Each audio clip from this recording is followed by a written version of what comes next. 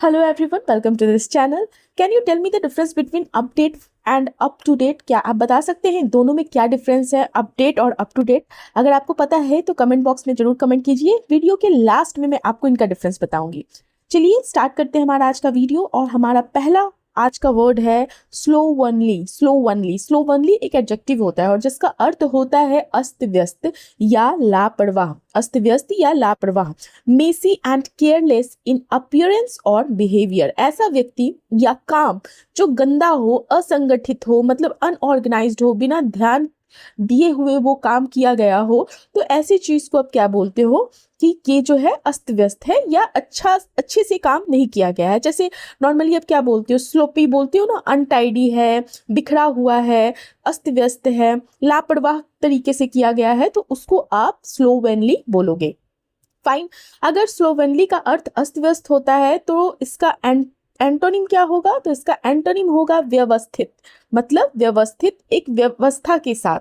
तो उसे आप इंग्लिश में बोलोगे टाइडी। तो स्लोवेनली का अगर बहुत ही नजदीकी एंटोनिम देखा जाए तो वो होगा टाइडी, या नीट भी बोल सकते हो, NEAT, नीट मतलब साफ सुथरा। ठीक है, एग्जाम्पल देखते हैं। He has a slovenly way of dressing. अगर हमें कहना हो उसका पहनने का तरीका बहुत ही अस्त व्यस्त है, तो कैसे इनसे इंग्लिश में बोलेंगे? He has a slovenly way of dressing. Okay, हमारा अगला वर्ड है सेल्डम। अक्सर सुना होगा आप सेल्डम।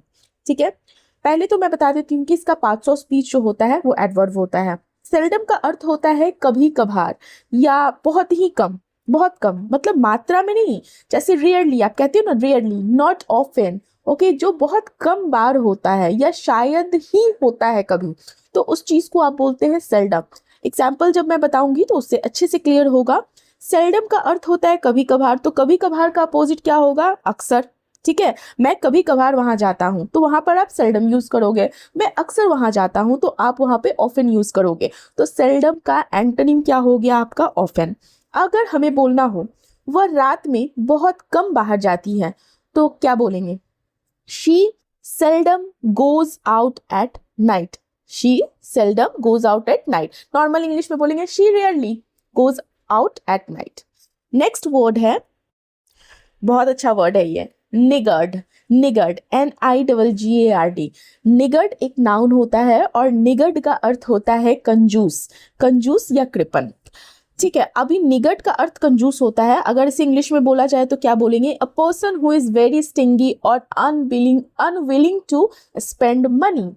ठीक है, जो बहुत वैसा व्यक्ति वैसा व्यक्ति जो बहुत ज्यादा पैसे खर्च करने से बचता है और बहुत कम खर्च करता है, मतलब जरूरत से कम खर्च करता है, तो उसे हम निगर्ड बोलेंगे। आपने एक वर्ड सुना होगा जिसे माइजर बोलते हैं, MISER। तो माइजर का अर्थ कंजूस होता है। अब आप मुझसे पूछोगे कि मैम माइजर यूज करें या निगर्ड? दोनों का अर्थ तो यहाँ पे कंजूसी है, लेकिन मैं आपको इनका डिफरेंस बताऊंगी। पहले हम निगर्ड कंप्लीट करते हैं। निगर्ड नाउन हो गया जिसका अर्थ हुआ कंजूस, a person who is very stingy और अनविलिंग टू स्पेंड मनी। इसका अगर एंटोनिम देखा जाए तो होगा जनरस, मतलब उदार। निगर्ड जो होता है इसको अगर हम सेंटेंस में यूज करें तो इस तरह से यूज कर सकते हैं, he is such a niggard that he never helps anyone financially. वह इतना कंजूस है कि कभी किसी की आर्थिक मदद नहीं करता है। फाइन, तो इस तरह से हम निगर्ड यूज करते हैं। लेकिन अब निगर्ड और माइजर हम क्यों यूज करेंगे, मतलब माइजर की जगह हम निगर्ड क्यों यूज करें? तो इसके दो रीजन है। पहला रीजन तो ये है कि जो निगर्ड होता है ना, वो कंजूस तो होता है लेकिन खर्च करने में बहुत सावधान होता है। ठीक है, कम खर्च करने वाला होता है। ये थोड़ा फॉर्मल वर्ड है और हर चीज में कमी करके खर्च करता है। मतलब जहां 10 रुपए खर्च करने का उसकी इच्छा होती है कि मैं 2 रुपए में काम निकल जाए, तो ऐसे व्यक्ति को आप निगर्ड बोलोगे। लेकिन माइजर जो होता है वो बहुत बड़ा कंजूस होता है, मतलब स्ट्रॉन्ग वर्ड है ये। ठीक है, पैसे जमा करता है, वो बिल्कुल भी नहीं खर्च करना चाहता है। निगर्ड तो आपका 10 की जगह 2 खर्च कर देगा, लेकिन माइजर जो हो वो 1 रुपया नहीं खर्च करेगा। तो ये दोनों में ये एक डिफरेंस है। फाइन, जैसे कि वह दूसरों पे खर्च करने में बहुत कंजूस है, तो हम यहाँ यूज करेंगे he is niggard when it comes to spending on others. लेकिन अगर हमें यह ये कहना हो कि वो जो आदमी है वो इतना कंजूस था कि हमेशा पैसे बचाता था, मतलब कभी पैसे खर्च नहीं करता था, तो वहां पर हम क्या यूज करेंगे? That man was a माइजर who saved every penny, मतलब वो बिल्कुल खर्च नहीं करता था। तो आपको डिफरेंस समझ में आया होगा निगर्ड और माइजर में। चलिए हमारा अगला वर्ड है outright, outright, OUTRIGHT, outright as a adjective और एज अ एडवर्ब दोनों तरीके से यूज होता है। और outright का अर्थ होता है पूरी तरह या सीधे तौर पर, ठीक है, completely और openly without any doubt और condition, मतलब कि बिना किसी शर्त के, बिना किसी शर्त के, बिना किसी कंडीशन या किसी डाउट के, संदेह के, बिल्कुल साफ और पूरी तरह से, outright, फाइन, एकदम साफ साफ। तो completely बिल्कुल ओपनली होता है ये, ठीक। अभी आउटराइट किस तरह से यूज होता है? आउटराइट जैसे कि अगर हमें बोलना हो उनसे उसने प्रस्ताव को सीधे तौर पर मना कर दिया, उसने प्रपोजल को सीधे तौर पर मना कर दिया, तो हम कैसे बोलेंगे? ही आउटराइट रिफ्यूज द ऑफर, उसने डायरेक्ट मना कर दिया, सीधे सीधे मना कर दिया, कुछ इफ बट कुछ नहीं किया, ठीक है। तो यहाँ पर हम क्या यूज करेंगे? आउटराइट यूज करेंगे। अब इसका एंटोनिम क्या हो जाएगा? पार्शियली। पार्शियली, पार्शियली बोलते हैं ना, PARTLY, पार्शियली आंशिक रूप से, मतलब कि हाँ ठीक है ऐसा वाला। तो आउटराइट का एंटोनिम हो गया पार्शियली, और आउटराइट का अर्थ क्या हुआ? पूरी तरह से, सीधे तौर पर। Next word is it's not a word, it's a idiom, play to the gallery. Play to the gallery, मैं न्यूज़पेपर पढ़ रही थी, उसमें ये यूज किया हुआ था, इसलिए मैं इस यहाँ पर अभी मैं डिस्कस कर रही हूँ। Play to the gallery idiom होता है और इसका अर्थ होता है लोगों को खुश करने के लिए शो ऑफ करना, लोगों को खुश करने के लिए क्या करना? दिखावा करना, ऐसा काम करना या इस तरह से बोलना जिससे लोग जो है खुश हो और ताली बजाएं, भले ही वह सच्चा हो, जरूरी नहीं है, ठीक है। तो इंग्लिश में बोलेंगे टू एक्ट और स्पीक टू इम्प्रेस पीपल और गेन अप्रूवल, फाइन। तो आप जब दिखावा करते हैं लोगों को खुश करने के लिए तो उसे हम ईडियम के थ्रू बोलते हैं play to the gallery.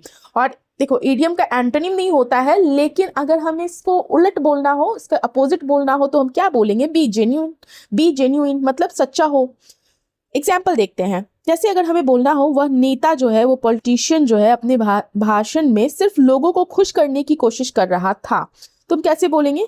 The politician was just playing to the gallery during his speech. वो जरूरी नहीं है वो सच था, वो जरूरी नहीं है, सिर्फ वो क्या कर रहा था कि सामने वाले जो भीड़ है उसे वो खुश करे।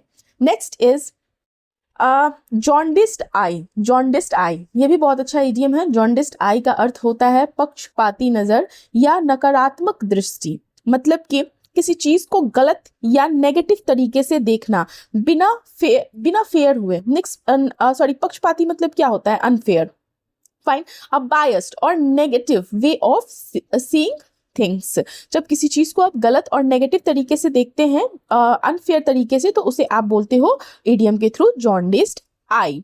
बायस्ड होना, बायस्ड व्यू है, ठीक है, तो पक्षपाती नजर है, नकारात्मक सोच है, तो इस तरह से आप जॉन्डिस्ड आई को यूज करते हो। और इसका एंटोनिम क्या हो जाएगा? मतलब कि अगर इसका उल्टा यूज करना चाहो तो हो जाएगा फेयर व्यू, मतलब निष्पक्ष नजर, बिल्कुल फेयर। एग्जाम्पल देखते हैं, he looked at the proposal with a jaundiced eye. उसने प्रपोजल को, उसने प्रस्ताव को नकारात्मक, नेगेटिव नजर से देखा।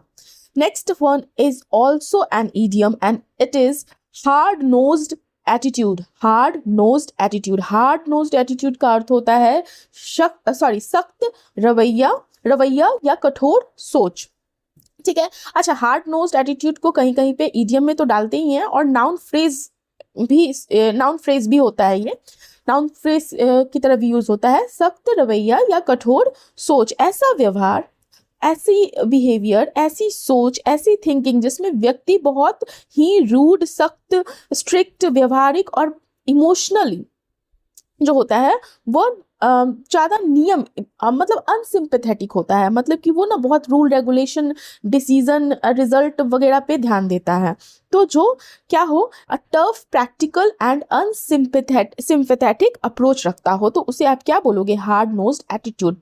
Let's take an example. The manager has a hard-nosed attitude towards deadlines. Manager का डेडलाइन के प्रति बहुत ही ज़्यादा सख्त रवैया है, मतलब कि डेडलाइन को वो एकदम लास्ट की इतना तक होना चाहिए, काम तो होना चाहिए, ऐसा वाला एटीट्यूड है। हार्ड नोज्ड एटीट्यूड किया अगर हम एंटोनिम देखें तो क्या बोल सकते हैं? Soft hearted. सॉफ्ट हार्टेड मतलब दयालु है यार, कठोर रवैया नहीं, सख्त रवैया नहीं है, मतलब दयालु है, थोड़ा सा लीनियंट है। नेक्स्ट वाला भी इडियम है, go the whole hog, go the whole whole hog, whole मतलब क्या होता है पूरा, ठीक है। तो जब आप, इसका मतलब होता है, इसका अर्थ होता है पूरी तरह करना या पूरी ताकत लगा देना। Do something completely with full effort, मतलब कि किसी काम को आधा अधूरा नहीं बल्कि पूरी तरह से, पूरी मेहनत लगन के साथ, पूरी एफर्ट के साथ करने को हम क्या बोलेंगे, गो द होल हॉग। अगर हम एग्जाम्पल देखें तो if you want success you must go the whole hog, if you want success you must go the whole hog. अगर सफलता चाहिए तो आपको पूरी मेहनत, पूरी ताकत लगानी है। Fine, go the whole hog मतलब पूरी तरह करना, तो इसका विपरीत क्या हो जाएगा, इसका एंटोनिम क्या हो जाएगा, डू हाफ हार्टेडली, आधे मन से करना। Next one is, it's a word overshadow, overshadow अक्सर सुना होगा, जैसे कि नॉर्मली अगर बोला जाए तो हम बोलते हैं ना, उसने उसको ए ने बी को ओवरशैडो कर दिया, तो उसका क्या मतलब हुआ। ओवरशैडो पहले तो इसका पार्ट्स ऑफ स्पीच वर्ब होता है और ओवरशैडो का अर्थ होता है दबा देना या प्रभाव कम कर देना। जनरली प्रभाव, इफेक्ट कम करने को हम बोलते हैं ओवरशैडो करना। किसी चीज का इतना प्रभाव होना कि जो दूसरी चीज है उसकी अहमियत, उसकी इम्पोर्टेंस कम हो जाए, या वो जो दूसरी चीज है वो पीछे छूट जाए पहले वाले से, तो हम क्या बोलते हैं कि ए ने बी को, मतलब कि ए ने बी को क्या किया, ओवरशैडो कर लिया। Fine, to make something seem less important और लेस नोटिसेबल, तो उसे आप बोलते हो ओवरशैडो। जैसे अगर हमें बोलना हो उसकी अचीवमेंट्स विवाद के कारण दब गई, तो क्या बोलेंगे, किस तरह से बोलेंगे, his achievements were overshadowed by the controversy, मतलब कि उसने जो काम किया तो उसमें उसने अचीव किया, लेकिन कुछ कंट्रोवर्सी हुई तो कंट्रोवर्सी ने हाइप कर लिया, तो उसकी जो अचीवमेंट हुई वो क्या हो गई, ओवरशैडो हो गई, मतलब दब गई। उसके बारे में कोई बात नहीं कर रहा है अचीवमेंट के बारे में, उसकी कंट्रोवर्सी के बारे में बात कर रहा है। इस सेंटेंस का ये मतलब होता है, ठीक है। चलिए हमारा अगला वर्ड है, आज मैं न्यूज़पेपर पढ़ रही थी ना, मुझे ये 4-5 जगह देखने को मिला, डेलिमिटेशन। डेलिमिटेशन, डेलिमिटेशन वर्ड जो है ये नाउन है और इसका अर्थ होता है सीमांकन या सीमा निर्धारण। मैंने पिछले 2-3 वीडियो के पहले एक वीडियो में मैंने ये डिस्कस किया था ये वर्ड। डेलिमिटेशन का मतलब होता है सीमा निर्धारण, ठीक है। द एक्ट ऑफ फिक्सिंग और डिफाइनिंग बाउंड्रीज और लिमिट्स, मतलब इसका है किसी क्षेत्र, किसी एरिया, किसी सीमा, किसी बाउंड्री को स्पष्ट रूप से तय करना और मतलब उसको निर्धारित करना, फिक्स करना कि ये बाउंड्री है, ये लिमिट है, तो उसे आप क्या बोलते हो, डेलिमिटेशन। और डेलिमिटेशन का पार्ट्स ऑफ स्पीच मैंने बताया, ये नाउन है। डेलिमिटेशन का अगर हम एंटोनिम देखें तो इसका एंटोनिम होगा एक्सपेंशन। एक्सपेंशन मतलब विस्तार, विस्तार, ठीक है, बढ़ा, किसी चीज को विस्तार करना, किसी चीज को बढ़ाना। यहाँ पर अगर हम सेंटेंस देखें तो किस तरह से यूज करेंगे, अगर हमें बोलना हो चुनाव से पहले जो इलेक्शन एरियाज, जहाँ पे कॉन्स्टिट्यूएंसीज थी, निर्वाचन क्षेत्र जिसको बोलते हैं, का सीमांकन किया गया, तो आप कैसे बोलोगे, the delimitation of constituencies was done before the elections. Fine, तो डेलिमिटेशन का अर्थ आपको समझ में आया। हमारा अगला वर्ड है एलोकेशन। एलोकेशन, एलोकेशन नाउन होता है और एलोकेशन का अर्थ होता है आवंटन। सुनने को मिलता होगा, न्यूज़पेपर अगर हिंदी पढ़ते हो तो वहाँ पे हमेशा लिखा रहता है आवंटन हुआ, तो एलोकेशन, एलोकेट होना। एलोकेशन नाउन हो गया, यही अगर एलोकेट रहता तो वो वर्ब हो जाता, ठीक है। तो एलोकेशन का अर्थ हुआ आवंटन या बांट, डिस्ट्रीब्यूशन ऑफ रिसोर्सेज और ड्यूटीज फॉर अ पर्पस। किसी चीज, जैसे पैसा हो, किसी तरह का रिसोर्स हो, संसाधन हो, टाइम हो, वो अलग अलग लोगों या कामों के लिए बांटने को तो हम क्या कहते हैं, एलोकेट। जैसे मान लो कि एक एरिया है जो आपको दिया गया कि आप इसका ध्यान रखिए, तो हम क्या बोलेंगे कि आपको ये एरिया एलोकेट किया गया। फाइन, आई होप आपको समझ में आया हो। एलोकेशन मतलब आवंटन, बांट, और इसका एंटोनिम हो जाएगा विथ होल्डिंग। विथ होल्डिंग का अर्थ होता है रोकना, नियरेस्ट एंटोनिम यही है, विथ होल्डिंग, रोकना। एग्जाम्पल देखते हैं, the government increase the allocation of funds for education. सरकार ने जो एजुकेशन के लिए, शिक्षा के लिए धन का जो मतलब कि धन का जो आवंटन है वो क्या किया, बढ़ा दिया। Allocation of funds for education को क्या किया, इंक्रीज कर दिया। नेक्स्ट वर्ड इज, ध्यान से पढ़िएगा, बहुत लोग इसको प्रोनाउंस करेंगे जल्दबाजी में, expert. It's not it's excerpt, excerpt, ठीक है, EXCERPT, एक्सर्प्ट। एक्सेप्ट वर्ड जो है ये नाउन और वर्ब दोनों तरीके से यूज होगा, पार्ट्स ऑफ स्पीच है इसका। और एक्सेप्ट का अर्थ होता है अंश या उदाहरण। अंश या उदाहरण का मतलब क्या? A short part taken from a larger text. A short part taken from a larger text मतलब कि किसी बड़े आर्टिकल, किसी बड़े लेख या किताब या भाषण या कोई स्पीच का एक छोटा सा पार्ट, एक छोटा सा हिस्सा लेने को हम क्या बोलेंगे? छोटा सा हिस्सा को हम क्या बोलेंगे? एक्सेप्ट। एक्सेप्ट, ध्यान रखिएगा, नॉट एक्सपोर्ट, इट्स एक्सेप्ट। और इसका जो एंटोनिम होगा वो क्या होगा? होल, WHOLE, होल मतलब पूरा, इंटायर। ठीक है, एग्जाम्पल देखते हैं। She read an excerpt from the novel in class. उसने कक्षा में जो नोवेल है, उपन्यास का एक पार्ट, एक अंश पढ़ा। Next one is deportation. Deportation, deportation एक नाउन होता है और उसका अर्थ होता है निर्वासन या देश निकाला। मतलब कि the act of forcing someone to leave a country, किसी व्यक्ति को उसके देश से जबरन बाहर भेज देना, खासकर कानून के कारण, कोई लीगल एक्शन की वजह से, तो उसे आप क्या बोलेंगे? डिपोर्टेशन। फाइन, आपने सुना होगा ना, इस इंसान को डिपोर्ट कर दिया गया, ऐसा सुना होगा ना, तो वही है डिपोर्टेशन। डिपोर्ट होता है तो वर्ब हो जाता है, डिपोर्टेशन है तो नाउन हो गया, लेकिन अर्थ वही होता है, the act of forcing someone to leave a country. अब डिपोर्टेशन मतलब होता है देश निकाला, लेकिन इसका एंटोनिम देखें तो होगा एडमिशन, मतलब प्रवेश। ठीक है, the government ordered his deportation for illegal stay, मतलब इसका है कि सरकार ने, गवर्नमेंट ने उसके इलीगल स्टे मतलब अवैध रहने के कारण उसे देश से निकालने का ऑर्डर दिया, मतलब आदेश दिया। चलिए अब हम देखते हैं अपडेट और अप टू डेट का डिफरेंस। सो अपडेट और अप टू डेट में डिफरेंस ये होता है, अपडेट तो पहले इसका पार्ट्स ऑफ स्पीच डिफरेंट होता है। अपडेट होता है एक वर्ब और नाउन, ये मतलब इसका parts of speech as a verb as a noun दोनों तरीके से होगा, और इसका अर्थ होता है घटन करना या सुधार करना। मेक समथिंग मोर करेंट और इम्प्रूव विथ न्यू इन्फॉर्मेशन, किसी चीज को नया करना और उसमें ताज़ा जानकारी, न्यू इन्फॉर्मेशन को ऐड करना।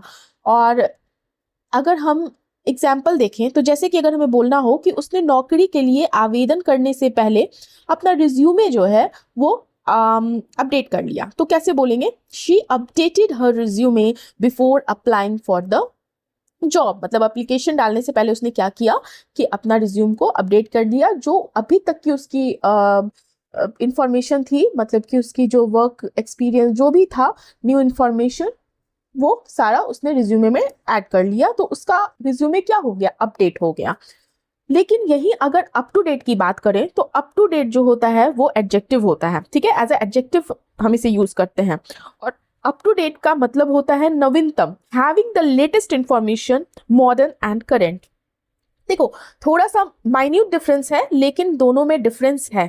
किसी चीज को नया करना और उसमें ताजा जानकारी ऐड करना था अपडेट, लेकिन अप टू डेट मतलब जो पूरी तरह से नई जानकारी या समय के अनुसार हो, यानी बिल्कुल लेटेस्ट हो, तो उसे हम अप टू डेट बोलते हैं। ठीक है, जैसे करेंट, लेटेस्ट, मॉडर्न, ये सारे इसके सिनोनिम्स हो जाएंगे, और इसका एंटोनिम क्या हो जाएगा? आउटडेटेड। एग्जाम्पल देखते हैं, she always keeps her knowledge up to date, वो जो है हमेशा अपनी इंफॉर्मेशन, अपनी जानकारी, so not information so knowledge, वो हमेशा अपनी नॉलेज, जानकारी को अपडेट रखती है, अप टू डेट रखती है। फाइन, थोड़ा सा बहुत माइन्यूट डिफरेंस है, लेकिन डिफरेंस है, तो ध्यान दीजिएगा अपडेट और अप टू डेट का। So thank you for watching. अगर आपको मेरा वीडियो अच्छा लगता हो, आपकी वोकैबुलरी, अगर एक वोकैबुलरी भी, एक वर्ड भी आप अच्छे से सीख पा रहे हो हर दिन, तो आपकी वोकैबुलरी बहुत स्ट्रांग हो जाएगी, ये मेरी गारंटी है, क्योंकि मैं आपको इस तरह से एक्सप्लेन करती हूँ, मैं कोशिश करती हूँ कि आपको वर्ड का जो कॉन्टेक्स्ट है वो समझ में आए। So thank you for watching. Channel पसंद आती है तो अगर सब्सक्राइब नहीं किया तो सब्सक्राइब कीजिए, वीडियो को जरूर लाइक कीजिए, शेयर कीजिए और कमेंट तो पक्का कीजिए। Thank you.